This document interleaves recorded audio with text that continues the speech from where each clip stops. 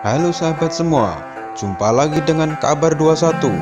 Semoga dapat mengisi waktu dan wawasan kita semua. Kali ini, Kabar 21 akan membahas tentang mengapa Papua tidak bisa lepas dari NKRI. Tonton video ini sampai habis, supaya tidak salah paham. Jangan lupa like, komen, dan subscribe channel ini untuk mendukung kreativitas kami. Pahlawan proklamator Muhammad Hatta mempunyai konsep wilayah Indonesia dari Sabang sampai Maluku, Ambonia, menerima hasil keputusan sidang BPUPKI karena kalah suara dengan konsep Muhammad Yamin dan Soekarno, di mana wilayah Indonesia dari Sabang sampai Merauke.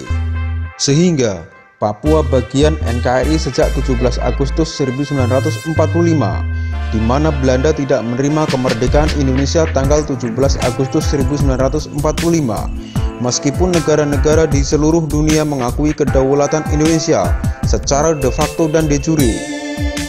Setelah proklamasi Indonesia dan Belanda konfrontasi tahun 1945 sampai 1949, Papua merupakan masalah bilateral kedua negara antara Indonesia dan Belanda. Konferensi Meja Bundar 1949 di Den Haag mengakui kedaulatan Indonesia, namun belum mau menyerahkan Papua dan berjanji akan menyerahkan wilayah Papua kepada Indonesia 2 tahun kemudian, yaitu tahun 1951. Di sini Belanda mengulur-ngulur waktu dan ingkar janji sehingga habis kesabaran para pemimpin dan rakyat Indonesia. Dan masalah tersebut menjadi konfrontasi dan masalah konflik bilateral antara dua negara setelah tahun 1949 sampai dengan 1962. Belanda menyerahkan bagian wilayah Indonesia, Papua, kepada PBB setelah Komando Trikora Perang Terbuka, dan PBB menyelenggarakan PEPERA sebagai jalan formalitas penyelesaian konflik antar dua negara. Di sini perlu diingat, dengan atau tanpa PEPERA, Papua merupakan bagian dari Indonesia sejak 17 Agustus 1945.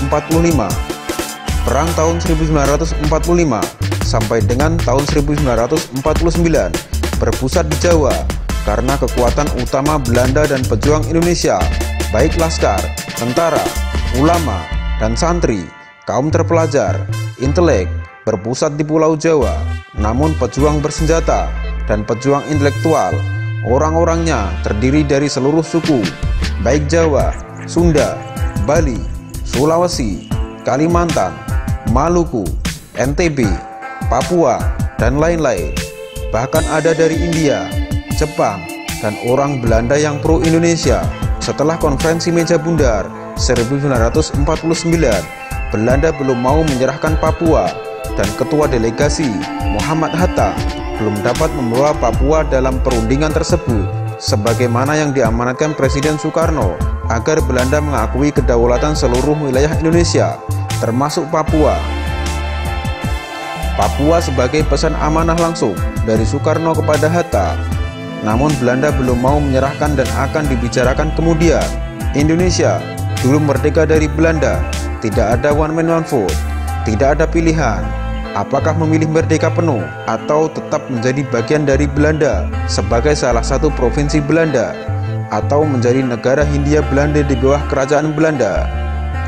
Tetapi Indonesia merdeka cukup diproklamirkan oleh dua orang pemimpin bahwa Indonesia merdeka dengan wilayah dari Sabang sampai Merauke oleh Soekarno dan Hatta atas keputusan bersama dari anggota BPUPKI yang kemudian menjadi PPKI, Panitia Persiapan Kemerdekaan Indonesia.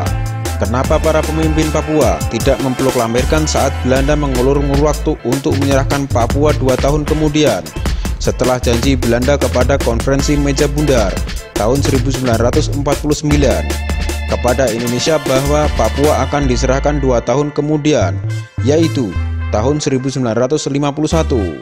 Mengenai integrasi yang dihalangi pula dengan rencana kemerdekaan Nugini. Saat itu perlu dijelaskan, 1.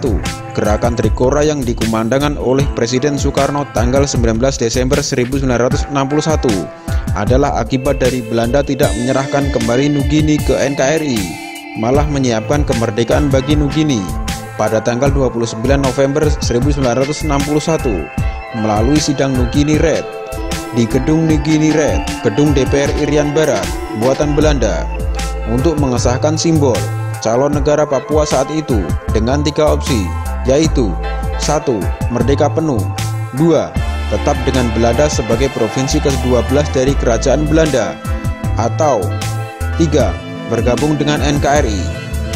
Namun 70% dari anggota Dewan Papua yang dipimpin oleh Eliezer Janbone dan Hermanus Wayoy Elia Remende, mereka menyatakan dengan tegas bahwa akan merdeka di tangan Republik Indonesia. Pernyataan sikap tersebut membatalkan rencana deklarasi kemerdekaan negara Papua Barat buatan Belanda, sehingga pada tanggal 1 Desember 1961 tidak ada deklarasi lahirnya suatu negara, dan Belanda menyelenggarakan pemerintah di Irian Barat sampai Oktober 1962, lalu dilanjutkan oleh pemerintah sementara PBB hingga 30 April 1963, dan tepat 1 Mei 1963 Irian Barat resmi diserahkan ke pemerintahan Republik Indonesia, dan saat itulah NKRI utuh dari Sabang sampai Merauke. Untuk tetap mempertahankan Republik Indonesia, maka Bapak Silvanus Sumberi, Saul Jenu, dan kawan-kawan berkumpul dalam organisasi Gerakan Merah Putih.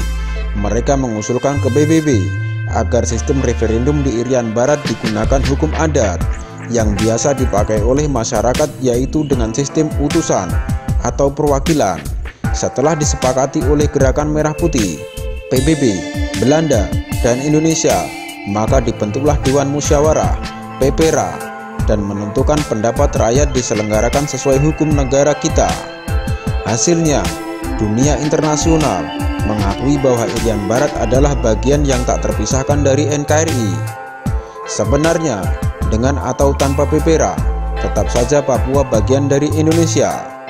Demikian pembahasan kami, semoga bermanfaat bagi kalian semua. Tunggu video kami selanjutnya.